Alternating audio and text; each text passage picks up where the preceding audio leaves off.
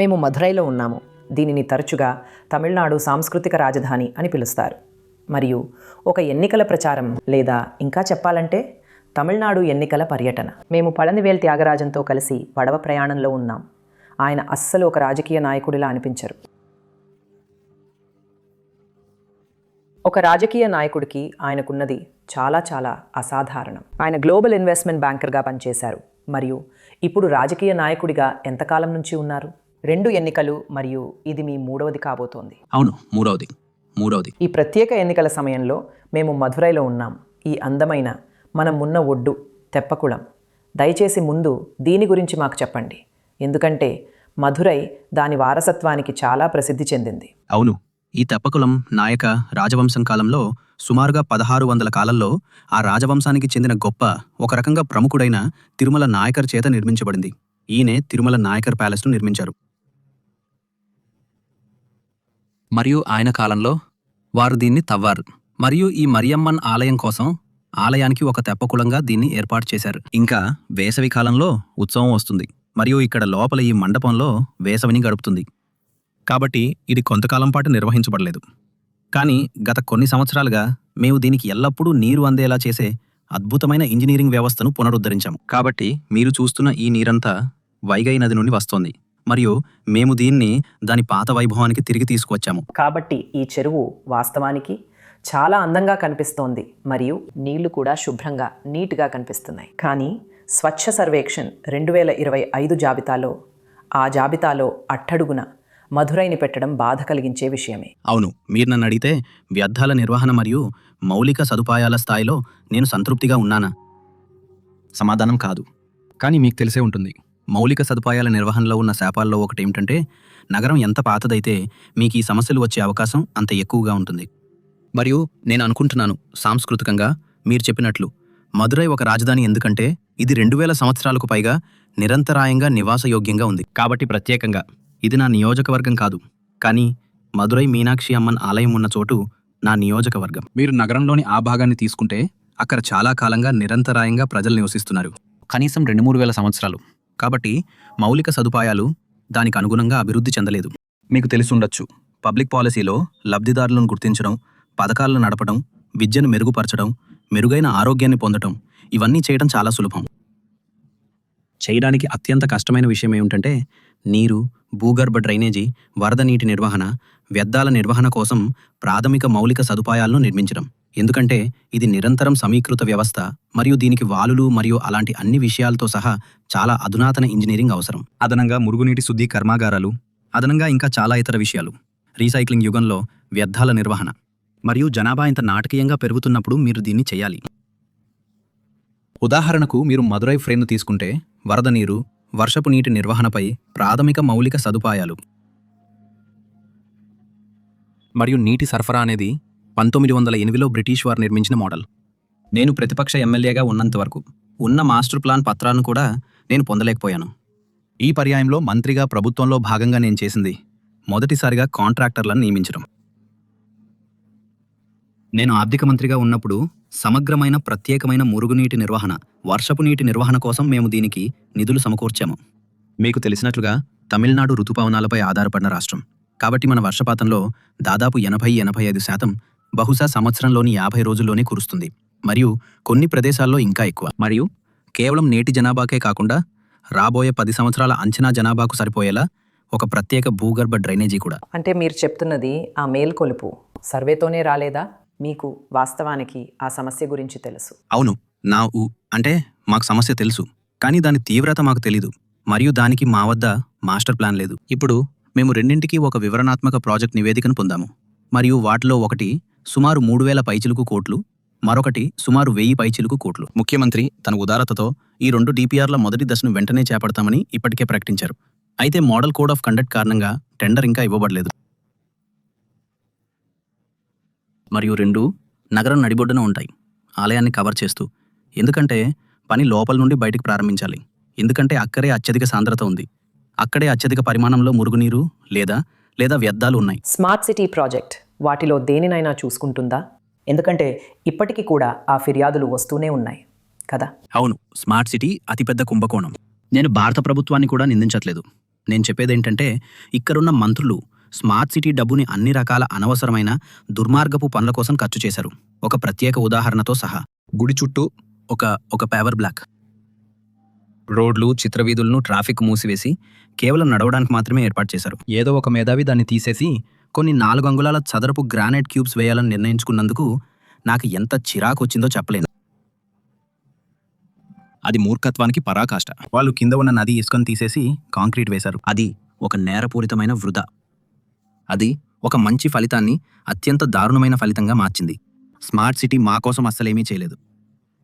వాస్తవానికి దాని ఆశయం చాలా చిన్నది మరియు దాని ఉద్దేశం తప్పుదారి పట్టింది. పెరియార్ బస్టాండ్ లాగా దాన్ని బయటికి మార్చి మరతహున్నికి తరలించాల్సుండగా దాని గుండా వెళ్లే రోడ్లను మూసివేసే విధంగా దాన్ని పునర్నిర్మించాలని నిర్ణయించుకున్నారు. కాబట్టి మేము అత్యంత దారుణమైన ప్రణాళిక యొక్క పర్యవసానాలతో బాధపడుతున్నాము. నిర్మించిన ప్రధాన షాపింగ్ కాంప్లెక్స్లకు వారికి పర్యావరణ అనుమతి లభించలేదు. మేము దాన్ని లీజుకి ఇవ్వలేకపోతున్నాం. హెరిటేజ్ మార్కెట్ అదేనా? అవును, మేము దాన్ని లీజుకి ఇవ్వలేకపోతున్నాము. మీరు వీధి కుక్కల పట్ల శ్రద్ధ చూపినవారు మరియు మీరు జంతు ప్రేమికులు. స్పష్టంగా ఒక నగరం యొక్క పారిశుద్ధ్యం అనేది మన దగ్గర ఉన్న వీధి కుక్కల సంఖ్యలో స్పష్టంగా ప్రతిబింబిస్తుంది. మరియు దేశంలోని ప్రతి నగరం చివరికి గ్రామీణ ప్రాంతాలు దానితో పోరాడుతున్నాయి. నిజానికి నేను చెప్పేదేమిటంటే వీధి కుక్కల సమస్య చాలా ప్రత్యేకమైన సమస్య. ఇది పరిపాలన వైఫల్యానికి మరియు కోవిడ్ వల్ల విధించిన 2 సంవత్సరాల లాక్డౌన్ పర్యవసానాలకు ఒక రకంగా అత్యంత స్పష్టమైన ఉదాహరణ. నిజానికి అప్పుడే సమస్య చేయి దాటిపోయింది. 2 సంవత్సరాలు అందరూ ఇళ్లకే పరిమితమై ఎవరూ దేనిని తాకనప్పుడు కుక్కల జనాభా విపరీతంగా పెరిగిపోయింది. మా డిపార్ట్మెంట్లలో మేము సంఖ్యలం చూస్తున్నాము మరియు కుక్కల సంఖ్యతో పోలిస్తే ఏబీసీ రేటు పూర్తిగా అస్తవ్యస్తంగా ఉండటం వల్ల ఏబీసీపై భారం ఎక్కువైందని స్పష్టంగా తెలుస్తోంది. బ్లూ క్రాస్ వంటి వారి దగ్గర ఆ గణాంకాలున్నాయి. నేను జంతు ప్రేమికుడిని కాబట్టి ఆ విషయం తెలుసుకోవడానికి ప్రత్యేకంగా ప్రయత్నించాను. తమిళనాడు సమస్య కాదు, మదురై సమస్య కాదు, భారతదేశ సమస్య కాదు. ప్రపంచవ్యాప్తంగా పరిపాలన నమూనా విఫలమవుతోంది. ఎందుకంటే ప్రభుత్వాలు తగినంతగా పెట్టుబడి పెట్టడం లేదు. డేటా ప్లాట్ఫారంల వంటి వాటిలో పరిపాలనను మెరుగుపరచడంలో. ఎందుకంటే అది ఒక అమ్ముకోదగిన రాజకీయ విషయం. రాజకీయాల్లో ఇతర పనులు చేయడం చాలా సులభం. నేను ఐటీ మరియు డిజిటల్ అని అనుకున్నాను కదా, అనేక విధాలుగా అత్యంత అమ్ముడుపోయేదని. మరియు కాదు, కానీ మీరేమిటి? మీరు మీరేమమ్ముతున్నారు? ప్రభుత్వ డేటా ప్లాట్ఫామ్ను మెరుగుపరచడంలో మీరు 1000 కోట్లు పెట్టుబడి పెడితే మెరుగైన పరిపాలన ఉంటుందని మీరు అమ్ముతున్నారు. దానికి మీకు ఓట్లు ఎక్కడొస్తాయి? వెళ్ళి నేను మీకు ఈ పథకం ఇస్తాను, నేను ఆ ప్రాజెక్ట్ చేస్తాను, నేను ఈ రోడ్డు వేస్తాను, నేను మీకు ఆ నీళ్లు ఇస్తాను అని చెప్పడం చాలా సులభం. కాబట్టి ఇది ప్రపంచమంతటా ఉంది. ఇది మనకు మాత్రమే ప్రత్యేకమైనది కాదు. నిజానికి దాని గురించి ఒక పుస్తకం రాయడానికి నాకు ఒక ఒప్పందం ఉంది. కానీ స్థూలంగా ప్రజాస్వామ్య పాలన నమూనా విఫలమవుతుంది. ఎందుకంటే రాజకీయ చర్చల ఒత్తిడి, ఆకర్షణ, సోషల్ మీడియా తక్షణ సంతృప్తి ద్వారా ఎంత దూకుడుగా ఎంతగానో సర్దుబాటు చేయబడింది అంటే డిజిటలైజేషన్తో సహా లోతైన పరిపాలనా సమస్యలపై చాలా తక్కువ పని జరుగుతుంది. ఇది మీరు ఎప్పటికైనా కొనసాగగలరని ఆశించడానికి ఒక ముఖ్యమైన భాగం. మీరు వచ్చినప్పుడు ఇది ఒక విస్తృతమైన సమస్య కదా. నేను కేవలం చెప్తున్నాను, ఆ సమస్యలో కుక్కల సమస్య ఒక పర్ఫెక్ట్ స్టార్మ్కు సరైన ఉదాహరణ. అంటే అందరూ లాక్డౌన్లో ఉన్నప్పుడు కుక్కలకు స్టెరిలైజేషన్ చేయబడలేదు. వాటి జనాభా విపరీతంగా పెరిగిపోయింది. మీరు ప్రచారానికి వెళ్ళినప్పుడు లేదా ఒక ప్రచారాన్ని అనుసరించడానికి వెళ్ళినప్పుడు ప్రజలు మీతో ఈ సమస్యల గురించి మాట్లాడతారా? అవును, నేను చెయ్యాలి. సరే, నేను ప్రతి 6 నెలలకు ఒకసారి ఒక నివేదికను విడుదల చేసే విషయంలో భిన్నంగా ఉండటానికి ప్రయత్నించాను. ఏమేం ఫిర్యాదులు వచ్చాయి, నేనేమేం చేశాను, ఏది చేయటం సులభంగా ఉంది, ఏది చేయబడలేదు, ఏది ఇంకా చేయవలసి ఉంది అనే దాని గురించి చెప్తూ, మరియు నాకు నియోజకవర్గంలో తిరుగుతూ ప్రజలతో మాట్లాడే అలవాటు ఉండేది. కాబట్టి నేను నా వంతు ప్రయత్నం చేశాను. ఇది నేను ప్రతిపక్ష ఎమ్మెల్యేగా కూడా ఉన్నప్పుడు జరిగింది. అప్పుడు అతిపెద్ద తేడా ఏమిటంటే నేను ప్రతిపక్ష ఎమ్మెల్యేగా ఉన్నప్పుడు వివిధ కారణాల వల్ల స్థానిక సంస్థల ఎన్నికలు జరగలేదు. కాబట్టి కౌన్సిలర్ లేరు, మేయర్ లేరు, కార్పొరేషన్ కౌన్సిల్ లేదు. కాబట్టి నేను కార్పొరేషన్ కౌన్సిలర్ల పని కూడా చేస్తూ ఉండేవాడిని. ఇప్పుడు మేము ఎన్నికలు నిర్వహించాము. కొన్ని విధాలుగా అది మంచిదే అయింది, కొన్ని విధాలుగా అది కొత్త సమస్యలను సృష్టించింది. వేరే రోజుకి అది వేరే కథ. కాబట్టి నేను వీధుల్లో రోజువారీ పనుల్లో అంతగా నిమగ్నం అవ్వలేదు. ఎందుకంటే నేను కౌన్సిలర్ల పనిలో జోక్యం చేసుకోవాలనుకోలేదు. మీకు తెలుసు, అది నాకు అధికార వికేంద్రీకరణ కావాలి మరియు కేంద్రం నుండి రాష్ట్రానికి సమాఖ్యవాదం కావాలి అని చెప్పి ఆ తర్వాత వాస్తవానికి మీకు తెలుసు కౌన్సిలర్ల పాత్ర లేదా హక్కులు లేదా విధులను లాక్కొని నిరంకుశంగా మారలేను. కానీ వైఫల్యం ఒక నిర్దిష్ట స్థాయిని మించి కనిపించడం ప్రారంభించినప్పుడు నేను స్వయంగా చాలా తిరగడం ప్రారంభించాను మరియు నేను ప్రయత్నించాను. మీరు మాట్లాడిన అదే సమాఖ్యవాదం విషయంలో మీరు చాలా గట్టిగా మాట్లాడే వారిలో ఒకరు. అవునవును. మనం అర్హులైన వనరులను కేంద్రం మనకు ఇవ్వటం లేదని. అవును. అది ఎన్నికల సమస్యగా మారుతుందా? అది ప్రజల మనస్తత్వంలోకి కూడా వెళ్ళిన విషయమేనా? అవును, నేననుకుంటున్నాను ఈ విషయంలో ముఖ్యమంత్రి వాస్తవ సంఘటనలను మరియు పరిణామాలు ప్రజలకు తెలియజేయడంలో చాలా సమర్థవంతంగా ఉన్నారని నేను అనుకుంటున్నాను. భారత ప్రభుత్వం నిధులను పరిమితం చేయడం, లేదా గవర్నర్తో మా బిల్లును ఆమోదింప చేయకుండా చేయడం, లేదా అలాంటి ఇతర పనుల ద్వారా చేసే చట్టవిరుద్ధమైన లేదా అనైతిక కార్యకలాపాల సంఘటనలేమిటి, మరియు ప్రజల జీవితాలపై దాని ప్రభావాలేమిటి కదా. ఉదాహరణకు సమగ్ర శిక్ష నిధులలో 2800 చిల్లర కోట్లున్నాయి. అవి ఇప్పటికే ఫైనాన్స్ బిల్లు, వినియోగ బిల్లో ఉన్నాయి. తమిళనాడుకి ఇవ్వాల్సింది. అప్పుడు వారు, మీరు ఎంఈపీని స్వీకరించి త్రిభాషా సూత్రాన్ని అమలు చేయాలి, లేకపోతే మీకు డబ్బు రాదు అని చెప్తూ బిల్లులో లేని ఒక అదనపు చట్టబద్ధమైన షరతును విధించాలని నిర్ణయించుకున్నారు. ఇది కేవలం సహజ న్యాయం లేదా నిష్పక్షపాతానికి మాత్రమే కాకుండా చట్టానికి కూడా స్పష్టమైన ఉల్లంఘన. కానీ దానికి మేము భయపడి లొంగిపోము.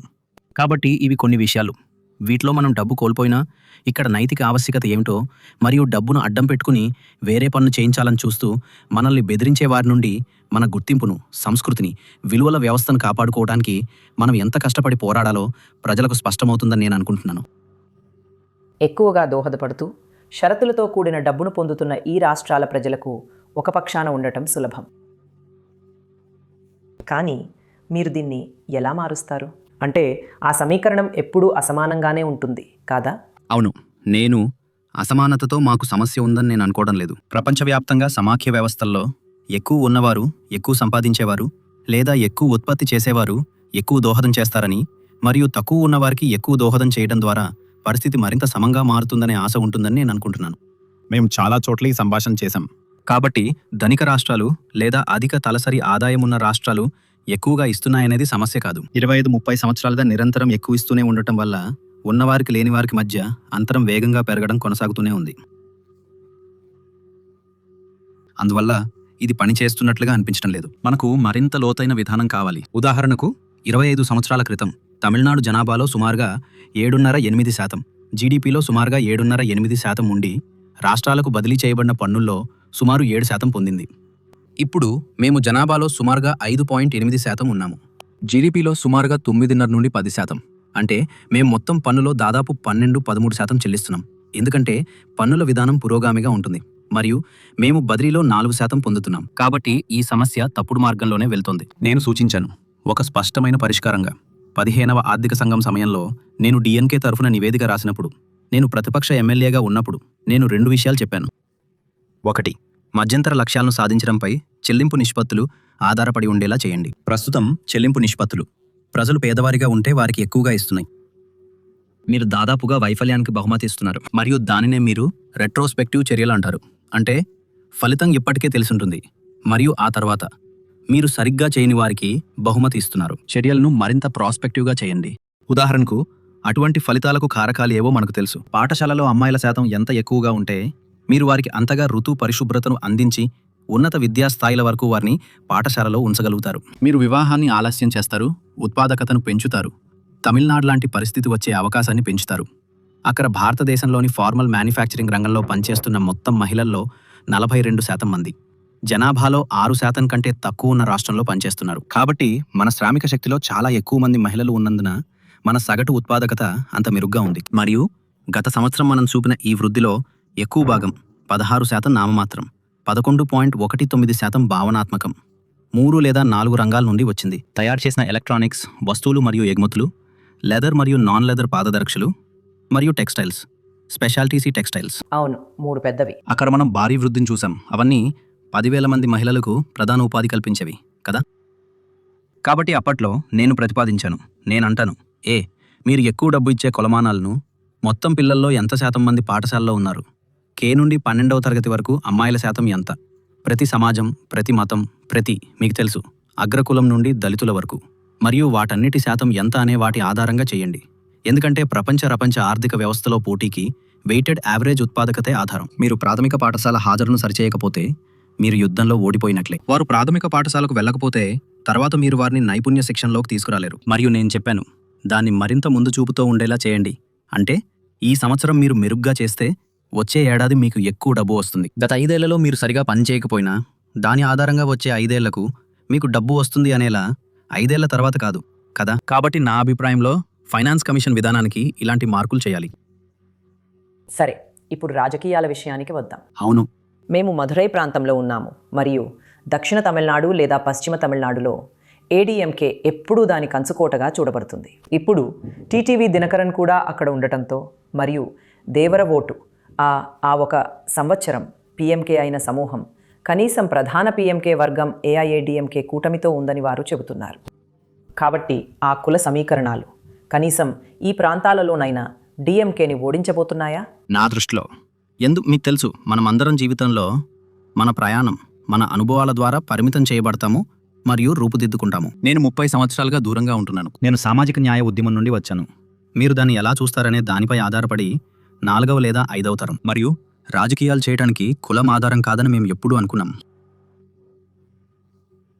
అది చివరికి దాని సమీకరణంగా మారవచ్చు, కానీ వాస్తవం అదే. నా దృష్టిలో ఈ ఎన్నికలు కులం ద్వారా అంతగా నిర్ణయించబడతాయని నేను అనుకోవటం లేదు. ఎందుకంటే ప్రతి కులం సమీకరణానికి అన్ని వైపులా చీలిపోయింది. ఇప్పుడు మా శిబిరంలో ఓపీఎస్ మరియు అతని మనుషుల బృందం ఉంది. మీకు తెలుసు, టీటీవీ వేరే శిబిరంలో ఉన్నారు. పశ్చిమ ప్రాంతంలో కూడా మాకు సెంగోట్టై ఉన్నారు. ఆయన టీవీకేతో వెళ్లారు. కాబట్టి మరియు పీఎంకేలో మీరు తండ్రి కొడుకుల చీలికను చూశారు. ఇప్పుడు ఏడీఎంకేలో శశికళ కూడా ఉన్నారు. ఆమె కూడా అదే సామాజిక వర్గానికి, ముత్తుతూర్ సామాజిక వర్గానికి చెందినవారు. రామదాస్తో పొత్తులో ఉన్నారు. కాబట్టి నేను అనుకుంటున్నాను ఈ ఎన్నికలలో కుల ఓటు తక్కువ, ప్రామాణికమైన, ఊహించదగినదిగా ఉంటుంది గతం కంటే. కానీ సైద్ధాంతిక స్థాయిలో కూడా ఈ ఎన్నికలు కులాలను చాలా ఎక్కువగా బహుళ శిబిరాల్లో విభజించాయి. కాబట్టి ఒక రకంగా అది తటస్థీకరించబడుతుందని మీరు అంటున్నారు. అవును, నేను కేవలం ఊహించడం కష్టం అని చెప్తున్నాను కదా. మనం చూసిన ఏ పోల్స్ అయినా మనం చూసింది ఏంటంటే, మీరు సినిమాలు చూస్తారా మరియు విజయ్ని చూసారా? మరియు ఒక దృగ్విషయంగా అతని గురించి మీరేమనుకుంటున్నారు? అవును, లేదు, నేను విచారకరంగా నేను చేయని కొన్ని పనులలో ఒకటి సినిమాలు చూడటం. అంటే నాకు చూడాలనుంది, కానీ నాకు సమయం లేదు. అందుకే నేను అన్ని సినిమాలు ఎప్పుడూ చూడలేదు. కాబట్టి నేను విజయ్ సినిమా ఒక్కటి కూడా ఎప్పుడూ చూడలేదు. కానీ అతను ఒక పెద్ద స్టార్ అని నాకు అర్థమైంది. మరియు నేను మీకు తెలుసు కదా, నేను దీన్ని చాలా తటస్థంగా చెప్తున్నాను. ప్రజాస్వామ్యానికి వీలైనంత ఎక్కువ మంది ప్రజల భాగస్వామ్యం అవసరం. కాబట్టి పేరరింజరన్నా చెప్పినట్లుగా ప్రతి ప్రభుత్వానికి ఒక ఆరోగ్యకరమైన ప్రతిపక్షం ఉండటం మంచిది. కాబట్టి మీరు ఆ భావనను విస్తరిస్తే ఎన్నికల్లో ఎంత ఎక్కువ మంది చురుకుగా పాల్గొంటే ప్రజాస్వామ్యంగా మొత్తం మీద మనం అంత మంచి స్థితిలో ఉంటాం. అప్పుడు ఎవరిపై ఎంత స్థాయి అంచనాలు లేదా ఏమని చెప్పను నమ్మకం ఉంచాలో ప్రజలు నిర్ణయిస్తారు. కాబట్టి ప్రజలందరూ అతన్ని ఒక కొత్త సరుకుగా చూస్తున్నారు. సరే, సెలబ్రిటీ హోదా ఉంది, అవును, స్టార్ వాల్యూ ఉంది.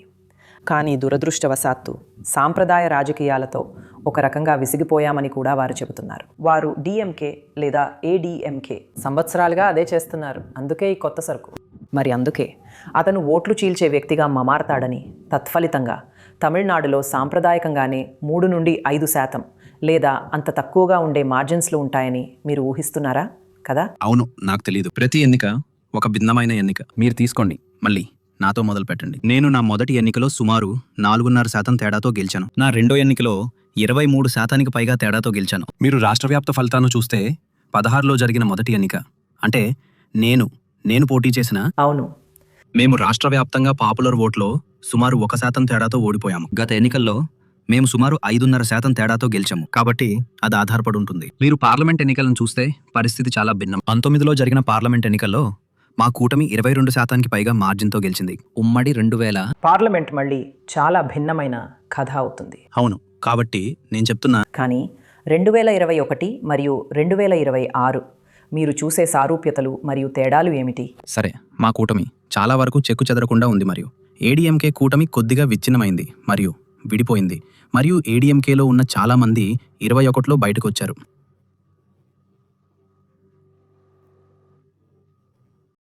మరో విధంగా 21 వరకు మేము ఎక్కువగా ప్రతిపక్షంగా మాత్రమే ఉండగలిగాం. ఎందుకంటే మేము 10 సంవత్సరాలుగా ప్రతిపక్షంలో ఉన్నాం. కాబట్టి మేము ఇతరులను విమర్శించి మేము ఏమి చేయబోతున్నామో చెప్పగలిగాం. 26లో మేము 5 సంవత్సరాలుగా అధికారంలో ఉన్నాము. కాబట్టి ముఖ్యమంత్రి చెప్పినట్లు మేము ప్రచారం చేయాలి. ఈ ఎన్నికలకు మా ప్రాథమిక రాజకీయ వ్యూహం ఏమిటంటే 5 సంవత్సరాలుగా మేమేం చేశాం, మరి దాని ఆధారంగా మేం మంచి ప్రభుత్వమా కాదా మళ్ళీ ఎన్నిక అవ్వాలా వద్దా అని మీరు నిర్ణయించుకోండి. ఇది పాత, మీకు తెలుసు కదా. ఇన్ని సమూహాలను ఏకతాటిపైకి తేవడం చూస్తుంటే మీరు ఎలాంటి రిస్క్ తీసుకోవాలనుకోవటం లేదని, ఒక ఇన్సూరెన్స్ పాలసీ లాగా చేస్తున్నారని సూచిస్తుంది. అదంతా ద్వితీయం. మరియు మీరు చేసిన భారీ సంక్షేమ వ్యయం. అవును, అది కేవలం సంక్షేమ వ్యయం మాత్రమే కాదు. మేము అన్ని రకాలుగా చేసిన పథకాలు, వాటిలో కొన్ని సంక్షేమ వ్యయమైతే కొన్ని సామాజిక ఇంజనీరింగ్ అని నేను అంటున్నాను. మేము ఉన్నత విద్యలో అమ్మాయిల హాజరును పెంచాము, ముఖ్యంగా నిరుపేద కుటుంబాలు మరియు ప్రభుత్వ పాఠశాలల నుండి వచ్చేవారిలో. మేము పాఠశాలల్లో మొత్తం మీద మీకు తెలుసు పిల్లల హాజరును పెంచాము. మేము స్టార్టప్ ఈకోసిస్టంలో దళితుల భాగస్వామ్యాన్ని ఒక దళిత startup fund, venture capital fund ద్వారా మెరుగుపరిచాము. కాబట్టి మేము సామాజిక న్యాయం మరియు సమ్మిళితత్వం మరియు వ్యవస్థాపకత నుండి విద్య వరకు, జీవన నాణ్యత నుండి సహాయ పథకాల వరకు ప్రతి స్థాయిలో సార్వత్రిక అందుబాటును మాకు వీలైనంత ఉత్తమంగా కల్పించాము. నేనిచ్చే ఉదాహరణల్లో ఒకటి, మేము 2021లో అధికారంలోకి వచ్చినప్పుడు తమిళనాడులో సుమారుగా 2000కు పైగా రిజిస్టర్డ్ డిపిఐ ఐఐటి స్టార్టప్లు ఉండేవి. ఇప్పుడు 13,000కు పైగా ఉన్నాయి మరియు వాటిలో సగానికి పైగా మహిళల నేతృత్వంలో ఉన్నాయి. ఇది తయారీ రంగంలో ఉన్న 42% మహిళలతో సరిపోలుతుంది. కానీ మీరు మగళిర్ ఉరిమై తొగై అంటే మీరు ఇస్తున్న ఉచిత సహాయంపై చాలా ఎక్కువగా ఆధారపడుతున్నారు. అది ఉచిత సహాయం అని నేను అనుకోవటం లేదు. ఉరిమై తొగై అనే పదం వారి కృషికి గుర్తింపుగా మేము దాన్ని ఇస్తున్నామని సూచిస్తుంది.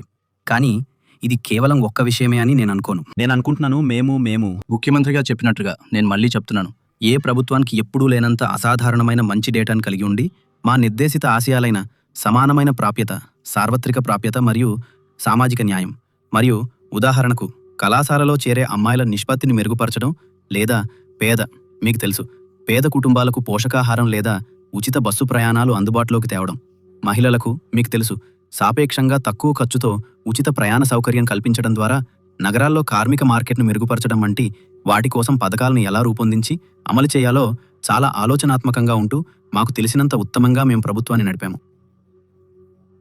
మీకు తెలుసు నగరాలు మీకు తెలిసినట్టుగా చాలా వరకు సమర్థవంతమైన కార్మిక మార్కెట్లు, అదే ఒక నగరం యొక్క అతిపెద్ద ఆస్తి. కాబట్టి ఇప్పటి వరకు వారికి ఒక ప్రదేశం నుండి మరొక ప్రదేశానికి పనికి వెళ్లే సామర్థ్యం లేకపోతే అది వారి అవకాశాలకు ఆటంకం కలిగించింది. ఇప్పుడు మీరు నగరంలో ఎక్కడికైనా ఉచితంగా ప్రయాణించవచ్చు. కాబట్టి మీరు ఎలక్ట్రానిక్స్, టెక్స్టైల్స్ గురించి మాట్లాడారు.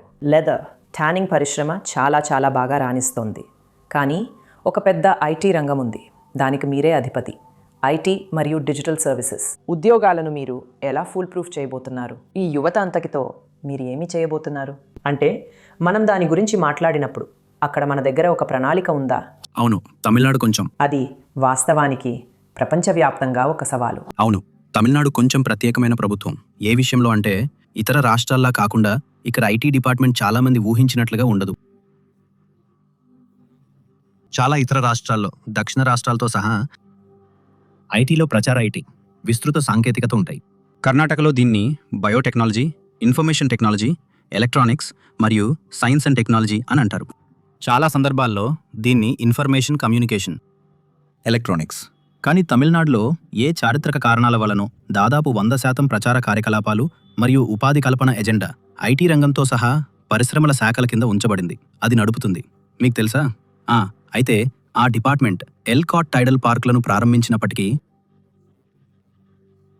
ఏ సాంప్రదాయక అవగాహన వల్లనో అవన్నీ నా డిపార్ట్మెంట్లో లేవు.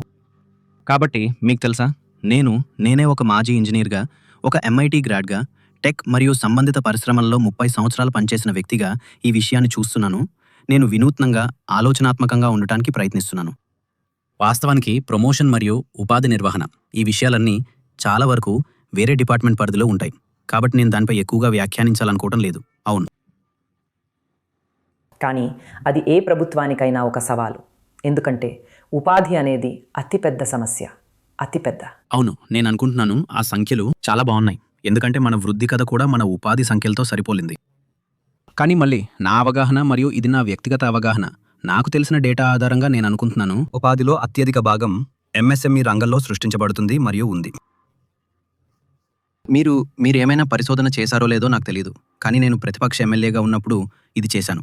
నేను అంతగా కొనసాగించలేదు, ఎందుకంటే మంత్రిగా నేను నా సొంత శాఖపై ఎక్కువ దృష్టి పెట్టాను.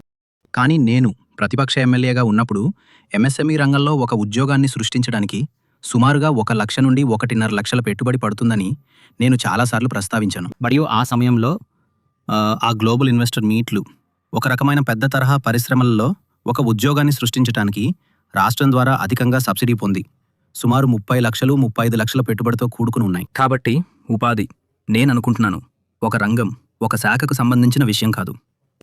ఉపాధి పెద్ద మార్పును తీసుకురాబోయే ఒక ప్రదేశం ఏదైనా ఉంటే అది మొదట ఎంఎస్ఎంఈలోనే. ఈ పెద్ద ప్రాజెక్టులు సాధారణంగా కంపెనీ ఎంత పెద్దదైతే అంత ఎక్కువగా అది ఆటోమేటెడ్ అవుతుంది, క్యాపెక్స్ ఆధారితంగా ఉంటుంది, పెద్ద సాంకేతిక యంత్రాలు మరియు పెట్టుబడి ద్వారా. ఈ యువతలో చాలామంది తప్పకుండా చాలా ఉద్యోగాలు ఆశాజనకంగా సృష్టించబడతాయి. మదురై వంటి నగరం టైర్ 2 నగరం. అవును, యువత భావిస్తున్నారు వారికి ఉన్నటువంటి అర్హతలకు ఇక్కడ ఉద్యోగాల విషయంలో తగినన్ని అవకాశాలు లభించడం లేదని. అవునవునవునవును. మరియు వాళ్ళు బయటకు వెళ్ళినప్పుడు వాళ్ళు బలంగా ఉంటారు. నేను చెప్పేది ఏమిటంటే మేము మరింత విస్తరించిన వృద్ధిని సాధించాము ఏ ఇతర ప్రభుత్వం కన్నా కదా. ప్రతి ప్రదేశానికి పెట్టుబడులు వచ్చేలా మేము చూసుకున్నాము. అవును, మరియు ఐటీలో అల్కాట్ టైటిల్ పార్కులను ప్రారంభించి వాటిని పరిశ్రమలకు మార్చినప్పటికీ ఇంకా ఒక అవశేషం ఉంది. అల్కాట్ సొంత ఎస్సీజెల్లు ఇప్పటికీ అల్కాట్ వద్దే ఉన్నాయి. కాబట్టి నా శాఖలో కొన్ని ఐటీ పార్కులు ఉన్నాయి. అక్కడ కోయంబత్తూరు, మదురై, సేలం, తిరునెల్వేలిలోని అల్కాట్ ఐటీ పార్కులపై మేము చాలా దృష్టి పెట్టామని నేను చెప్తాను. మరియు నేను మదురై గురించి చాలా స్పష్టంగా మాట్లాడగలను, ఎందుకంటే అది నా నియోజకవర్గం కూడా, నా జిల్లా. ఇక్కడ మేము అల్కాట్ సేజ్లోకి చాలా కొత్త కంపెనీలను తీసుకొచ్చాం మరియు మునుపెన్నడూ చేయని విధాలుగా ఆవిష్కరణలు చేయడం ప్రారంభించాం. ఉదాహరణకు అతిపెద్ద యజమానుల్లో ఒకటి పినాకిల్ ఇన్ఫోటెక్. ఇది 2 సంవత్సరాల్లో 0 నుండి సుమారు 1500-1600 మంది ఉద్యోగులకు పెరిగింది. ఇప్పుడు విస్తరించాలనుకుంటున్న వారికి మేము మరో 1000 మందికి పైగా సరిపడా భూమి ఇచ్చాం. మేము ఉపయోగించకుండా ఇతర కంపెనీలు తీసుకున్న భూమిని కూడా తిరిగి స్వాధీనం చేసుకున్నాము. ఉదాహరణకు హనీవెల్ నుండి తీసుకుని హెచ్సిఎల్కి తిరిగిచ్చాం. వాళ్ళ భూమిని ఉపయోగించి 8000 నుండి 10,000 మందికి పెరగబోతున్నారు. మరియు పినాకిల్ ఇన్ఫోటెక్ యొక్క అతిపెద్ద ఆందోళన ఏమిటంటే వారి వద్ద ఉన్న పెద్ద మహిళా శ్రామిక శక్తి. వారి శ్రామిక శక్తికి క్యాచ్మెంట్ ఏరియా మదురై చుట్టూ సుమారు 60-80 కిలోమీటర్లు. అందువల్ల వారు ప్రతిరోజు రావటం వెళ్లడం కొంచెం సమస్యగా ఉంటుందని భావించారు. కాబట్టి వారు మా ఐటీ కంపెనీల కోసం ఆ ప్రాంతంలో ఒక హాస్టల్ ఉండాలని కోరుకున్నారు. రాష్ట్రం ఇలా చేయడం ఇదే మొదటిసారి. ఇక్కడ మేము మా సెజ్లోని కొంత భూమిని డీనోటిఫై చేసి ఒక ఒప్పందంపై సంతకం చేశాము. ముఖ్యమంత్రి ఇక్కడే ఉన్నారు. మేము శంకుస్థాపన చేశాము. పినాకిల్ ఇన్ఫోటెక్ యొక్క నిర్వహణలో ఉన్న హాస్టల్ డీనోటిఫై చేయబడిన సెజ్ భూమిపై సెజ్ మరియు ఐటీలో పనిచేసే వ్యక్తుల కోసం. కాబట్టి మీరు కొత్త ఆవిష్కరణలు చేస్తూనే ఉండాలి. నేను ఆర్థిక మంత్రిగా ఉన్నప్పుడు అవును, ఉదాహరణకు మేము Tamil Nadu infrastructure fund management card కింద మేము టోలీ హాస్టళ్లకు నిధులు సమకూర్చాము. మరియు సెమీ కండక్టర్ పరిశ్రమ కోసం, టాటాల కోసం, ఎలక్ట్రానిక్స్ పరిశ్రమల కోసం, ఫాక్స్కాన్ కోసం నిర్మించిన పెద్ద హోప్ మహిళల హాస్టళ్లకు మేము నిధులు సమకూర్చాము. వాటన్నింటికీ మేము ఆ సంస్థ నుండి నిధులు సమకూర్చాము. కాబట్టి మేము పనిని మరింతగా పంపిణీ విధానంలోకి తీసుకురావడానికి మార్గాలను కనుగొనడానికి కొత్త ఆవిష్కరణలు చేస్తూనే ఉంటాము. ఎందుకంటే అదంతా చెన్నైలో లేదా ఉత్తర జిల్లాల్లో ఉండాలని మేము కోరుకోవడం లేదు. మరియు అయితే మేము పరిపూర్ణంగా లేం. అవును, మేము ఏ ప్రభుత్వం కన్నా చాలా మెరుగ్గా ఉన్నామని నేను చెప్తాను. మరియు గత 5 సంవత్సరాల్లో మేము చాలా మెరుగైన పంపిణీ ఫలితాన్ని సాధించాము. ఈ రంగాలలో చాలా వాటిలో నేను చెప్పేది బహుశా పని పిరమిడ్ యొక్క దిగువ స్థాయి అనుకుందాం. ఇప్పుడు ఇతర రాష్ట్రాల నుండి ప్రజలు వస్తున్నారు మరియు అది కొంతవరకు అసంతృప్తిని సృష్టించడం ప్రారంభించింది కాదా? ఖచ్చితంగా మీ పారిశ్రామిక ప్రాంతాలలో, ఎలక్ట్రానిక్ సిటీ మరియు ఇతర చోట్ల. నిజానికి నేను కూడా అనుకుంటున్నాను అది మనం ఒక విధానంగా ఆలోచించాల్సిన విషయమా? సరే, మేము ప్రతిపక్షంలో ఉన్న రోజుల నుండి, ముఖ్యంగా కోవిడ్ కారణంగా ఇతర రాష్ట్రాల నుండి ఎంతమంది ఇక్కడ తాత్కాలిక కార్మికులుగా పనిచేస్తున్నారో మొదటిసారి మాకు స్పష్టంగా తెలిసింది. కాబట్టి మా ప్రభుత్వం వచ్చిన తొలి రోజుల నుంచే వారిని ఇక్కడ ఆరోగ్యం పరంగా, పోషణ పరంగా బాగా చూసుకోవడానికి, ఒకవేళ వారు తమ పిల్లల్ని ఇక్కడికి తీసుకురావాలని ఎంచుకుంటే వారి పిల్లలు ఇక్కడ బడికి వెళ్లేలా మేము ప్రత్యేకంగా సహాయక వ్యవస్థలను మరియు యంత్రాంగాలను సృష్టించాము. సంక్షేమం కోసం మేము మునుపెన్నడూ లేనంతగా చేశామని నేను చెప్తాను. ఇక్కడ మహారాష్ట్ర లాంటి పరిస్థితి రాదా? లేదు. ఆగండి. కాదు. నేను కేవలం ప్రభుత్వం గురించి మాట్లాడుతున్నాను. సాంస్కృతికంగా నేను చెప్పేది తమిళనాడుకున్న గొప్ప విషయం ఏమిటంటే మేము 1000 సంవత్సరాలుగా సముద్రయానం చేసే జాతి. మాకెప్పుడూ ప్రపంచ దృక్పథం ఉండేది. ఇక్కడ నుండి ఈ రోడ్లో మరీ దూరం లేని కీలడ్లో క్రీస్తుపూర్వం 200 నాటి తవ్వకాలలో రోమన్ నాణేలను కనుగొన్నారు. మేము అంత దూరంతో వ్యాపారం చేసేవాళ్ళం. ఇప్పుడు మీరు తమిళ బ్రాహ్మీ లిపుల గురించి విని ఉంటారు. అవును, ఈజిప్టు పిరమిడ్లలో. కాబట్టి మా మనస్తత్వం ఎప్పుడూ అదుమూరే ఎవరూ కలి. మెరుగైన జీవితం కోసం ఇక్కడికి వచ్చేవారందరూ, సహాయం చేయడానికి ఇక్కడ ఉన్నవారందరూ, మీకు తెలుసు కదా మన ఆర్థిక వ్యవస్థ. అది నిజమే. మరియు విద్యార్థులు కూడా. తమిళనాడు చాలామంది విద్యార్థులను ఆకర్షిస్తుంది. మీరు స్టూడెంట్ లోన్ డేటాను చూస్తే అన్ని కాలేజీ విద్యార్థి రుణాలలో సుమారు 40-45% తమిళనాడు నుండే ప్రారంభమయ్యాయి. పాక్షికంగా దీనికి కారణం మా దగ్గర బాగా ఉన్నవారు, అధిక నమోదు, ఉన్నత ప్రాంతాల్లో బ్యాంకుల ద్వారా మంచి క్రెడిట్ లభించడం. పాక్షికంగా దీనికి కారణం చాలామంది ఇతర రాష్ట్రాల విద్యార్థులు ఇక్కడ పెద్ద విద్యాసంస్థలకు రావడం. ఎస్ఆర్ఎంలు, విఐటీలు, శివనాడార్లు, అనేక మీకు తెలుసు కదా, ప్రైవేట్ మరియు ప్రభుత్వ ఐఐటీలు, ఎన్ఐటీలు. కాబట్టి మాకు చాలా గ్లోబల్ మైండ్ సెట్ ఉంది, మాకు చాలా కాస్మోపాలిటన్ మైండ్ సెట్ ఉంది. అయినప్పటికీ మన మనం లేదు మరియు అప్పుడప్పుడు ఎవరో ఒకరు ఇక్కడ ఒక సమస్యను సృష్టించడానికి ప్రయత్నిస్తారు. మరియు మేము మీకు తెలుసు కదా, దాన్ని మూలంలోనే అరికట్టడానికి ప్రయత్నిస్తాము. వారు బీహారీ సమస్య అని పిలువబడే దాన్ని సృష్టించడానికి ప్రయత్నించినప్పుడు మీకు గుర్తుండొచ్చు, ఒకసారి నితీష్ కుమార్ స్వయంగా వచ్చి మనము కలిసి దాన్ని చల్లార్చాము. ఇటీవల చెన్నైలో ఏదో పెద్ద సమస్య వచ్చింది, లేదా ఏదో కుటుంబం హత్య చేయబడింది. బీహారీ కార్మికులు మరియు హంతకులు కూడా బీహారీలని తేలింది. కాబట్టి వారి మధ్య ఏదో సమస్య ఉంది. అదొక చెడ్డ సమస్య, కానీ అది నేరం. కానీ నేను చెప్పేది ఏంటంటే, ఇక్కడ నిజమైన ఇతర రాష్ట్ర వ్యతిరేక ధోరణి ఏమీ లేదు. విరోధం. అవును, కార్మికులు, అది మా రక్తంలో లేదు. మేము స్వాగతించే ప్రజలం. మేము కూడా అత్యధికం, నా అవగాహనలో తలసరి, బహుశా ప్రపంచవ్యాప్తంగా మనమే అత్యధిక డయాస్పోరా. తమిళ డయాస్పోరా. కొంతవరకు మాకు విద్య అందుబాటులో ఉండటం వల్ల, కొంతవరకు వెస్టిండీస్ వంటి చారిత్రక విషయాల వల్ల. అవును, ఆగ్నేయాసియా మీకు తెలుసు కదా, తమిళ జనాభా ఉన్న చాలా ప్రదేశాలు, లేదా మారిషస్, మాల్దీవులు, సెషల్స్. కాబట్టి నేను మాట్లాడిన మొదటిసారి ఓటర్లు మరియు నిజానికి వారి లెక్చరర్లలో చాలామంది కూడా హిందీ రాజకీయాల వల్ల మేము ఆ భాషను నేర్చుకునే అవకాశాన్ని కోల్పోయామని, మరియు మేము బయటకు వెళ్ళినప్పుడు ఒక జీవన నైపుణ్యంగా మేము ఎఫ్ అని చెప్పారు. మీరు హిందీని రుద్దటానికి వ్యతిరేకంగా మాట్లాడారు, ఒక విధంగా చెప్పాలంటే. కానీ అవునవునవునవును, నేను కాదు, నేను ఆ తర్కాన్ని నమ్మను కదా. కాదా? వాళ్ళు ఏమి నేర్చుకోవాలనుకుంటున్నారో అది నేర్చుకోకుండా మేము ఎప్పుడూ ఎవరిని ఆపలేదు. ఇది తెలివి తక్కువతనం అనే దానికి మించింది కదా. మీకు ఏమాత్రం తెలియదు. మీరు 5 సబ్జెక్టులు ఉన్న పాఠశాల వ్యవస్థలో చదువుకున్నారు. వాటిలో 2 భాషలు, తమిళం మరియు ఇంగ్లీష్. నేను ప్రాథమిక పాఠశాలలో అని చెప్తున్నాను. మరిప్పుడు భారత ప్రభుత్వం నేను వాటిని 6 సబ్జెక్టులుగా చేయాలని అంటోంది. దానివల్ల విద్య ఎలా మెరుగవుతుందో చెప్పడానికి నా దగ్గర డేటా లేదని నేను అంటున్నాను. దానికి నా దగ్గర ఫ్యాకల్టీ లేరు.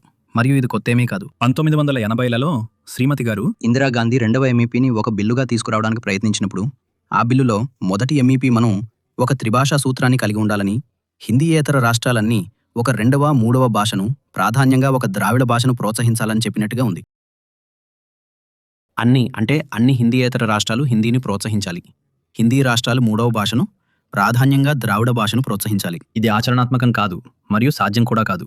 ఎందుకంటే యూపీ, బీహార్ మరియు రాజస్థాన్లో ద్రావిడ భాషా ఉపాధ్యాయులు లేరు, మరియు తమిళనాడు మరియు కేరళ మరియు మరెక్కరైనా తగినంత మంది హిందీ ఉపాధ్యాయులు లేరు కదా. మీ మనసుకు తోచినట్లు విధానాన్ని వాగడం మొదలు పెట్టడం సులభమని నేను చెప్తున్నాను. నా ప్రాణాన్ని కాపాడుకోవడానికి నేను అనేక భాషలు మాట్లాడగలను మరియు కొన్నింటిని చదవగలను. నా పిల్లలు కూడా మాట్లాడగలరు. మేమందరం సాధ్యమైనంత వరకు ద్విభాషా విధానంలోనే వెళ్ళాము. నేను దాదాపు 10వ తరగతి వరకు సిబిఎస్ఈలో చదవాల్సి వచ్చింది. కాబట్టి నేను దాదాపు 8+ వరకు త్రిభాషా విధానంలోకి వెళ్ళాను. నా పిల్లలు కేవలం 2 భాషలే చదివారు, వారు అంతర్జాతీయ బోర్డులలో చదువుతున్నప్పటికీ. కాబట్టి నేను చెప్తున్నాను, మనం ఒక శూన్యంలో జీవించడం లేదు. మనం డేటా మరియు మీకు తెలుసు ఫలితాల ప్రపంచంలో జీవిస్తున్నాం. చిన్నతనం నుండి బలవంతపు త్రిభాషా విద్య మీకు ఏదైనా గొప్ప విద్యా ఫలితాన్ని ఇస్తుందనడానికి ఎటువంటి చరిత్ర లేదు. ఇది భారతదేశంలో ఖచ్చితంగా నిజం కాదు. యూపీ లేదా బీహార్ లేదా రాజస్థాన్ లేదా మధ్యప్రదేశ్ లేదా గోవా లేదా గుజరాత్లో సగటు విద్యా ఫలితం ఏమిటి? నేను 3 భాషలను బలవంతం చేయాలని మీరెందుకు నాకు చెప్తున్నారు? ఎక్కడా లేదు. దిది దక్షిణ ప్రచార్ హిందీ సభ, హిందీ ప్రచార్ సభ ప్రధాన కార్యాలయం చెన్నైలో ఉంది, మరియు దీనికి 2 కార్యాలయాలు ఉన్న ఏకైక రాష్ట్రం తమిళనాడు. అది హిందీని తనకు సాధ్యమైనంత బలంతో మరియు భారత ప్రభుత్వం దానికిచ్చే డబ్బంతటితో ప్రోత్సహిస్తుంది. నేను పరీక్షలు రాశాను, ప్రాథమిక, మధ్యమ మరియు అలాంటివన్నీ. నేను చిన్నప్పుడు నేను ఒక సిబిఎస్ఈ విద్యార్థిని కాబట్టి నన్ను బలవంతంగా రాయించారు. ఇప్పుడు ఎవరైనా అది చేయాలనుకుంటే మేమెప్పుడూ చదవద్దు అని చెప్పలేదు. నిజానికి నేను మీకు ఒక సరైన ఉదాహరణ ఇస్తాను. ఢిల్లీ పత్రికకు చెందిన ఒక రిపోర్టర్ను వచ్చి నన్ను ఇంటర్వ్యూ చేయమని కోరారు, మరియు అతను నాతో, సార్ మీకు ఒక చెడ్డ వార్త ఉంది అని చెప్పాడు. నేను అదేంటి అని అడిగాను. అతను అన్నాడు, రాష్ట్ర వ్యాప్తంగా చాలా హిందీ మాట్లాడుతున్నారు, అందుకని నేను అదెందుకు చెడ్డది అని అడిగాను. అదేమైనా ఒక వ్యాధిలా వ్యాపిస్తోందని నాకు చెప్తున్నారా? పిల్లల్ని హిందీ నేర్చుకోమని నేను బలవంతం చేయనని చెప్తాను. నా పాఠశాల విద్యా నమూనాను మార్చటం, పాఠశాల వేళలను పెంచటం, లేదా ఇతర సబ్జెక్టులను తగ్గించటం, సరైన ఉపాధ్యాయులను కనుగొనటం, వారికి శిక్షణ ఇవ్వటం మొదలైనవి చేయటానికి పట్టే అనేక సంక్లిష్టతల ముందు ఆ నైపుణ్యం వల్ల కలిగే అదనపు ప్రయోజనం అంత విలువైనది కాదు. నా పిల్లలు పోటీ పడాలని నేను కోరుకునే ఉద్యోగ అవకాశాలు తమిళనాడు లేదా ప్రపంచం, ఉత్తరప్రదేశ్ కాదు కదా. కాబట్టి పిల్లలను హిందీ నేర్చుకోమని బలవంతం చేయడంలో నాకెలాంటి ప్రయోజనం కనిపించడం లేదు. హిందీ విస్తృతంగా వాడుకలో ఉందని మార్కెట్ నిర్ణయించిందని మీరంటే, అయితే అలాగే కానివ్వండి. అదెందుకు ప్రతికూలమైనది? నేను హిందీ వ్యతిరేకిని కాదు. బహుశా అత్యంత విజయవంతమైన రాష్ట్రంపై చాలా తక్కువ విజయం సాధించిన వారిచే మీరు విద్యా నమూనాలను రుద్దడాన్ని మాత్రమే నేను వ్యతిరేకిస్తున్నాను. అంతే కదా. చూడండి, మనం ఈ గురి చుట్టూ ప్రదక్షిణలు చేస్తున్నాం. అవునవును. మరియు అయినప్పటికీ మీ నాయకులలో కొందరి, అంటే డిఎంకే నాయకుల వ్యాఖ్యలు ఉత్తర భారతదేశంలోని అనేక వర్గాలలో బహుశా వారు చాలా హిందూ వ్యతిరేకులు అని భావించబడ్డాయి. అదే ఆ ప్రచారాన్ని మీరు ఒక విధంగా ఆపటంలో విఫలమయ్యారా? వినండి, మనం దాన్ని చూద్దాం. దాన్ని చూడండి. అవును, నేను చాలాసార్లు చెప్పాను, మళ్ళీ చెప్తాను. నాకు తెలిసినంత వరకు భారతదేశంలో బహుశా తమిళనాడే అత్యంత బహిరంగంగా హిందూ ఆచారాలను పాటించే రాష్ట్రం. అది బహుశా నిజమే. ప్రతి రాష్ట్రంలో దేవాలయాలు మరియు రాజుల దేవాలయాలు ఏవి అతి పెద్దవి మరియు సాంస్కృతికంగా అత్యంత ప్రసిద్ధమైనవో అవన్నీ సమాన ప్రవేశాన్ని నిర్ధారించడానికి ప్రభుత్వం చేత నిర్వహించబడతాయి. మీరు పూరి లేదా హిమాచల్ ప్రదేశ్ లేదా ఉత్తరాఖండ్ లేదా ఇతర ప్రదేశాల్లో ఉన్న ప్రసిద్ధ దేవాలయాల్లోకి ప్రవేశించడానికి ప్రయత్నించి ఉంటే ఆ దేవాలయాలను నడిపే పూజారులే తమ నియమాలను నిర్దేశిస్తారని మీరు గమనించి ఉంటారు. ఉదాహరణకు భారత రాష్ట్రపతి తిరు రామ్నాథ్ కోవింద్ ఆయన కులం కారణంగా ఒక దేవాలయం నుండి వెనక్కి పంపబడ్డారని మీకు గుర్తుండొచ్చు. అది తమిళనాడులో ఎప్పటికీ జరగదు కదా. కాబట్టి ఒక విధంగా దేవాలయాలకు ప్రవేశాన్ని ప్రజాస్వామీకరించడం మరియు 1920ల నాటి శైవ వైష్ణవ ఆచారాలను ప్రతిరోజు పాటించడం అనేవి ద్రావిడ ఉద్యమం యొక్క ప్రధాన విజయాలని నేను చెప్తాను.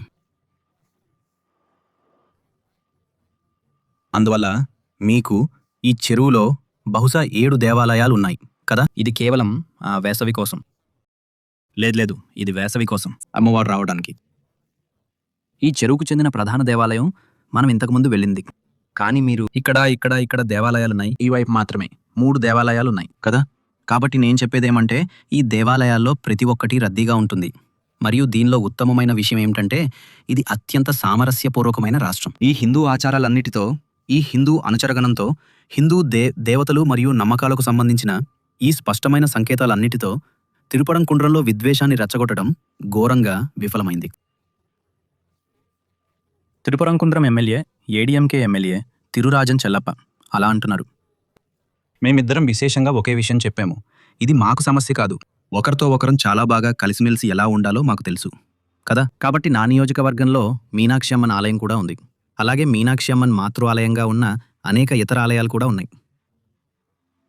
మరియు ఢిల్లీ సుల్తానేట్ కాలం నాటి ఇక్కడి పురాతన మసీదు కూడా ఉంది. అదే బజిమా స్ట్రీట్ పెద్ద మసీదు.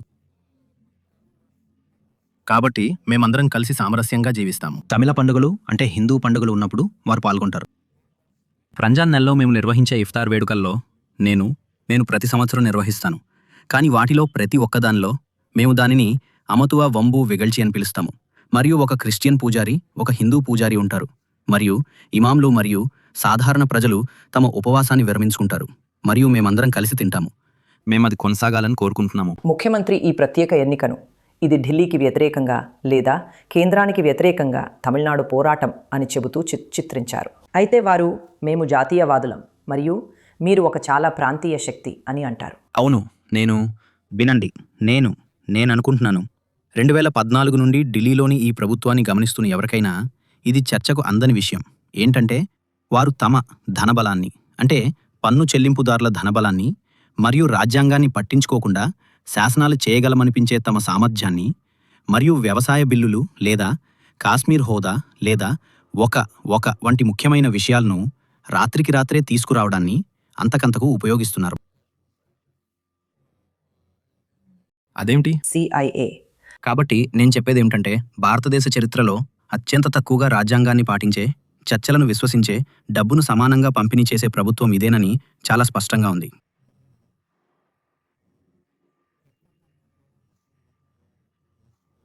ఢిల్లీని తమ ఆధీనంలోకి తీసుకున్న పార్టీలన్నీ పాటించే ఒక వ్యాధి ఇది. మిసా చట్టం మరియు అత్యవసర పరిస్థితితో సహా కాంగ్రెస్ చర్యలకు సుదీర్ఘ చరిత్ర ఉంది.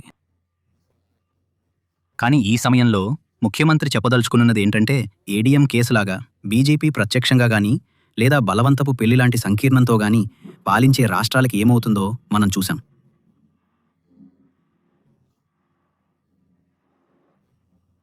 మరియు అనివార్యంగా వారు చివరికి ఢిల్లీ బాటలోనే నడుస్తారు. అంటే రాష్ట్రానికి ప్రజలకు ఏది మంచిదో అది కాకుండా బీజేపీకి ఏది మంచిదో అదే చేస్తారు. కాబట్టి ముఖ్యమంత్రి వద్ద 10 ఏళ్లకు పైగా డేటా, ఆధారాలు మరియు చర్యలు ఉన్నాయి. మా ఎన్నో బిల్లులను గవర్నర్ ఆపేశారు. మా నిధులలో చాలా వరకు ఢిల్లీ విడుదల చేయలేదు. దాని ఆధారంగా ఆయన అంటారు, మీరు ఒక ఢిల్లీ సంకీర్ణాన్ని, ఢిల్లీ పార్టీని. ఆ నమూనాని కూడా మీరు వ్యతిరేకిస్తారు. గవర్నర్ పదవి దుర్వినియోగం అవుతోంది కాబట్టి అసలు గవర్నర్ పదవి అవసరమా లేదా అని. అవునవును, మేము ఆయన్ని కోర్టుకు తీసుకెళ్లాం కదా. మరియు రాష్ట్రపతి సూచన వచ్చే వరకు మేము సుప్రీంకోర్టులో గెలిచాము. ఆ సుప్రీంకోర్టు చాలా స్పష్టంగా ఒక కాల పరిమితి ఉండాలని నిర్ద్వంద్వంగా చెప్పింది. ఆయన తనంతట తాను ఒక అధికారం కాదు. ఒక రాష్ట్రంలో ఎన్నికైన ప్రభుత్వం కన్నా పైన ఎన్నిక కాని వ్యక్తి ఎప్పుడు నిర్ణయం తీసుకుంటారు కదా. కాబట్టి ఇవి చర్చించదగ్గ విషయాలు కావు. నాకు తెలిసి అంటే కొన్నిసార్లు ఇది నాకు ఆందోళన కలిగిస్తుంది కదా. ఇది కొంచెం ఎలాగంటే మీకు తెలుసుగా, నలుపు నలుపే. మీరు నన్ను ఎన్నిసార్లు అడిగినా సరే నలుపు ఎప్పటికీ నలుపే. నలుపేనా అని 20 ఏళ్ళు 15 ఏళ్ళు మనం ఎందుకు అడుగుతూనే ఉండాలి? నలుపు ఎల్లప్పుడూ నలుపే. మీరు నన్ను 100వ అడిగితే అది బూడిద రంగులోకి మారుతుందని కాదు, నలుపు నలుపే కదా. సరే, ఇది బహుశా మొదట్లోనే వచ్చి ఉండాల్సింది. కానీ మీరు ద్రావిడ మోడల్ 2.0 అన్నప్పుడు అవును, అది ఏదైనా ఏంటి, ఇది ఇతర అభివృద్ధి నమూనాల నుండి లేదా దేశంలోని వాటి నుండి ఎందుకు భిన్నంగా ఉంది, లేదా ఈరోజు ప్రపంచం నుండి మనకు ఉన్న సవాళ్లను ఎదుర్కోగల సామర్థ్యం దీనికి ఉందా? నా ఉద్దేశ్యం, నేను చెబుతున్నాను, ఉదాహరణకు అది ఐటీజీ రంగాన్ని పూర్తిగా ఏఐ విఘాతం కలిగించడమైనా. నేను అనుకుంటున్నాను 2 వేర్వేరు ప్రశ్నలు ఉన్నాయి. మొదటి ప్రశ్న ఏమిటంటే ద్రావిడ మోడల్ ఇతర మోడల్స్కు భిన్నంగా ఉందా? అవును. అయితే 1.0తో పోలిస్తే 2.0 అంటే ఏమిటి? నేను ప్రపంచ పరిణామాలలో కూడా చెప్తున్నాను. ఏంటి ప్రత్యేకత ఏంటి? లేదు, నేను అదే చెప్తున్నాను. కాబట్టి నేను చెప్తున్నాను, మీరు అడగవలసిన మొదటి విషయం 2 పాయింట్. అంటే గందరగోళ పడకుండా ఉందాం, సరేనా? ముఖ్యమంత్రి గారు చెప్తున్నది ఏంటంటే ఎన్నికల తర్వాత మేము అధికారంలోకి తిరిగి వస్తే అలా జరుగుతుందని మేము ఆశిస్తున్నాం.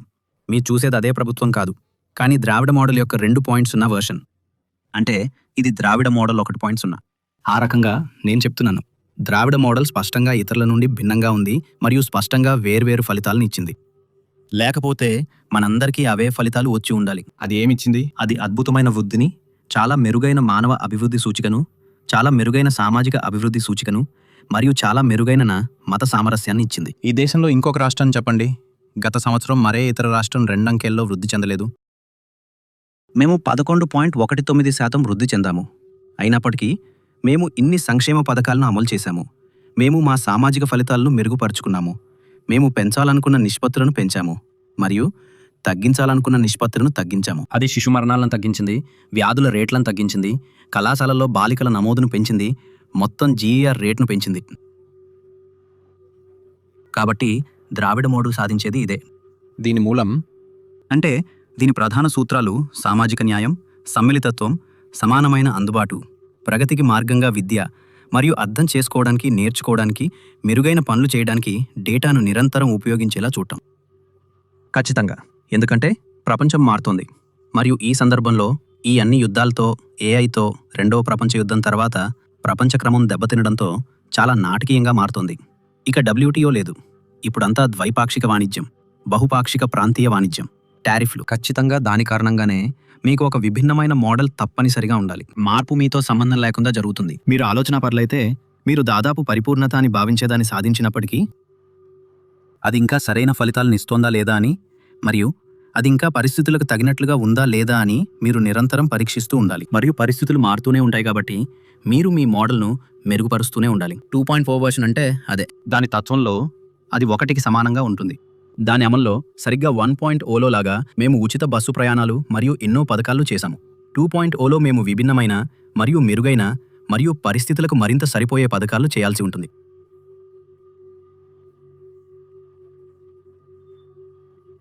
అందుకే అది 2.0. అయితే మీరు ఆర్థిక మంత్రిగా పనిచేశారు. అవును. ఈ సంక్షేమ పథకాలన్నీ మంచి ఉద్దేశంతో కూడుకున్నవని, అలాగే మంచి సామాజిక ఫలితాలనిచ్చాయని మీకు తెలుసు. కానీ మీరు వాటిని భరించగలరా?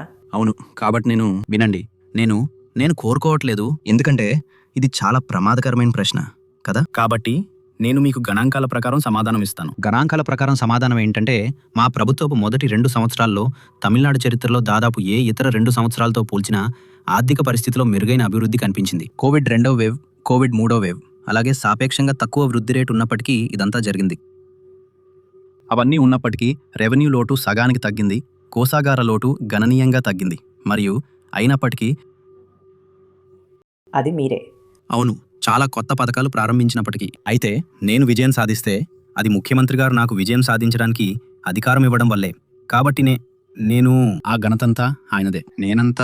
కానీ నేను చెప్తున్నాను, అది గణాంకాల సంఖ్య. మీరెక్కడైనా వెళ్ళి దాన్ని చూసుకోవచ్చు. గత 3 సంవత్సరాలుగా మనము ఆ మార్గాన్ని అనుసరించామా అని మీరు అడిగితే లేదని నేను చెప్తాను. మొదటి 2 సంవత్సరాలు రెవెన్యూ లోటు తీవ్రంగా తగ్గింది. గత 3 సంవత్సరాలుగా అది పెరిగింది. కానీ మీరు వీటిని రూపాయల పరంగా కాకుండా అప్పు, జీడిపి, జిఎస్డిపి మరియు వడ్డీ రాబడి వంటి ముఖ్యమైన కొలమానాల్లో చూస్తే మొదటి 2 సంవత్సరాలు మరియు గత 3 సంవత్సరాలు స్పష్టంగా భిన్నంగా ఉన్నాయని నేను చెప్తాను. మొదటి 2 సంవత్సరాల్లో మేము ప్రధానంగా కోశపరమైన స్థిరీకరణ, మెరుగుదల మరియు కొన్ని పథకాలను చేపట్టాము. గత 3 సంవత్సరాల్లో మేము ఆ కోశపరమైన స్థిరీకరణ వల్ల కలిగిన వెసులుబాటును ఉపయోగించుకుని ఆర్థిక పరిస్థితిని దిగజార్చకుండా మరెన్నో పథకాలను అమలు చేశాము. అది మెరుగుపడలేదు, కానీ దిగజారలేదు. ప్రాథమిక కొలమానాల్లో అది అలాగే ఉంది. అంటే గణిత సంఖ్యల్లో, అంకగణితంలో అది దిగజారింది. కానీ అది ఎందుకంటే అన్నీ మారతాయి కదా. డబ్బు విలువ తగ్గుతుంది, ద్రవ్యోల్బణం వస్తుంది, ఆ నామమాత్రపు విలువ పెరుగుతూనే ఉంటుంది. కాబట్టి రెవెన్యూ లోటు ఒక సంఖ్యగా పెరిగింది. కానీ జీడిపికి రుణం మరియు వడ్డీ రాబడి అనే 2 వాస్తవ కొలమానాల్లో అది మరింత దిగజారలేదు. అది స్థిరంగా ఉంది, లేదా కొద్దిగా స్వల్పంగా మెరుగ్గా ఉంది. ఇది మొదటి 2 సంవత్సరాల మెరుగుదలని చూపించదు, కానీ పథకాలు చూపిస్తాయి. మీకు తెలుసుగా, వేర్వేరు సమయాల్లో మీరు వేర్వేరు పనులు చేయాల్సి ఉంటుంది. మరియు లేదు కానీ గత 5 సంవత్సరాలలో మీ వైఫల్యాలు ఏవి? కానీ నేను చెప్పేదేంటంటే వినండి, మీరు సరైన సమతుల్యతను కనుగొనాలి. మరియు చివరికి మీరు చేసింది ఒప్ప తప్ప అని ఫలితాలు మీకు చెప్తాయి. మనమందరం కొన్ని సిద్ధాంతాలతో వస్తాము కదా. మన వృద్ధి రేటు తక్కువగా ఉండుంటే అప్పుడు మీరు చేస్తున్నది ఎందుకు చేస్తున్నారు అని అంటారు. మన వృద్ధి రేటు ఎక్కువగా ఉంటే ఇది గుడ్డి అదృష్టం లాంటిదని మీరు నాకు చెప్తే తప్ప అది చాలా అసంభవం. మిగతా అన్ని రాష్ట్రాలకు గుడ్డి అదృష్టం ఎందుకు పట్టలేదు? మనం ఒకే దేశంలో భాగం. మేం ఖచ్చితంగా ఏదో సరైంది చేస్తూ ఉండాలి. అందుకే నేను చెప్పేది ఏంటంటే, ఆ రకంగా చూస్తే మనం చేసింది ఏదైనా సరే ఈ ఫలితానికి దారితీసింది. ఇప్పుడు వైఫల్యాలు అలాంటివన్నీ ఏ రాజకీయ నాయకుడు ఇక్కడ కూర్చొని మీకు చెప్పబోడు ఏవైనా వైఫల్యాల గురించి. కాబట్టి నేను ఉన్నదానికంటే తెలివి తక్కువ వాడినని మీరు అనుకుంటున్నారు లేదా? మీరు ఉన్నదానికంటే తెలివైన వారు. నేను ఆ ప్రశ్నను అస్సలు ముట్టుకోను. సరే, అవును. కాబట్టి ఇది ఒక ఎన్నిక. ఈ ఎన్నికల కోసం మరియు ఇతర 3 రాష్ట్రాలు, ఒక కేంద్రపాలిత ప్రాంతం కోసం మీ అంచనా. వినండి, సాపేక్షంగా విద్యావంతుడైన వ్యక్తికి మొదటి సంకేతం మీకు తెలిసిన దానికి కట్టుబడి ఉండటం. అందుకే నా నియోజకవర్గం నాకు బాగా తెలుసు. నా జిల్లా అంత బాగా తెలీదు, కానీ బాగానైతే తెలుసు. మరియు నా రాష్ట్రం గురించి నాకు సహేతుకంగా తెలుసు. నేను ఐటీ వింగ్ వ్యవస్థాపక కార్యదర్శిగా ఉండేవాడిని మరియు రాష్ట్ర వ్యాప్తంగా విశ్లేషణ మరియు ప్రచారం, కొంతకాలం కేవలం ప్రకటనల ప్రచారాలు మరియు మీడియా ప్రచారాలు చేశాను. అందుకే నా నియోజకవర్గం విషయానికొస్తే నేను చాలా సౌకర్యవంతంగా ఉన్నాను. నేను చాలా సర్వేలు చేశాను మరియు నేనెప్పుడూ క్షేత్రస్థాయిలో ఉంటాను. మదురై దక్షిణ ప్రాంతాల విషయానికొస్తే మళ్ళీ నేను చాలా సౌకర్యవంతంగా ఉన్నాను. రాష్ట్రం విషయానికొస్తే ప్రతి సర్వే సూచిస్తున్నట్లుగా మరియు ముఖ్యమంత్రి మన లక్ష్యాన్ని మనకు చెప్పినట్లుగా మేము ప్రభుత్వాన్ని సంస్కరిస్తామనే విషయంలో నాకు పూర్తి నమ్మకం ఉంది. ఇతర రాష్ట్రాల విషయానికొస్తే ఒక అభిప్రాయాన్ని ఏర్పరచుకోవడానికి నాకు తగినంత అవగాహన లేదు. మీకు తెలుసు కదా, మీకు తెలియని విషయాల గురించి మాట్లాడకపోవడమే మంచిది. సరే, ఇప్పుడు 3వ ఎన్నిక. మీరు రాజకీయాలను ఆస్వాదించడం మొదలుపెట్టారు. మీరు దాదాపుగా అనుకోకుండా రాజకీయ నాయకుడయ్యారని చెప్పారు. అవును. మీరిప్పుడు చేస్తున్న పనిని ఆస్వాదించడం మొదలుపెట్టారా? తప్పకుండా మీరు ఆస్వాదించి ఉంటారు. మీకు తెలుసు కదా, మీరు చేసిన ఇన్వెస్ట్మెంట్ బ్యాంకింగ్ని, మీరు అంతకుముందు ఉన్న కెరియర్ని. అవును, నిజానికి నేను వచ్చినప్పుడు నేను చెప్పాను, దాదాపు 30 సంవత్సరాలు ప్రవాస భారతీయుడిగా అనేక ప్రదేశాల్లో అనేక వృత్తులు చేశాక 50 ఏళ్ల వయసులో మొదటిసారి ఎన్నికల రాజకీయాల్లో పోటీ చేయటం అనే విషయంలో నేను అసాధారణమని, మరియు ఆ సమయంలో నా ఉద్దేశం 10 సంవత్సరాల్లో వెళ్ళిపోవాలని. నేను చెప్పాను, నేను 50 ఏళ్లకు వస్తాను, 60 ఏళ్లకు పదవీ విరమణ చేసి ఏదైనా ప్రైవేట్ సంస్థకు, నా సొంత లేదా ఫైనాన్స్ లేదా మరేదైనా దానికి తిరిగి వెళ్తాను. నిజానికి నేను చెప్పేదేమిటంటే, పాక్షికంగా మదురై ప్రజల కోసం నేను చూడాలనుకున్న ఫలితాలను చూడలేకపోవటం వల్ల, మరియు చివరికి అన్ని రాజకీయాలు స్థానికమే. మీ మొదటి విధి మీ ఓటర్ల పట్ల ఉంటుంది. నా నియోజకవర్గం కోసం నాకు ఉన్న అన్ని ఆశయాలను నేను నెరవేర్చలేకపోయాను.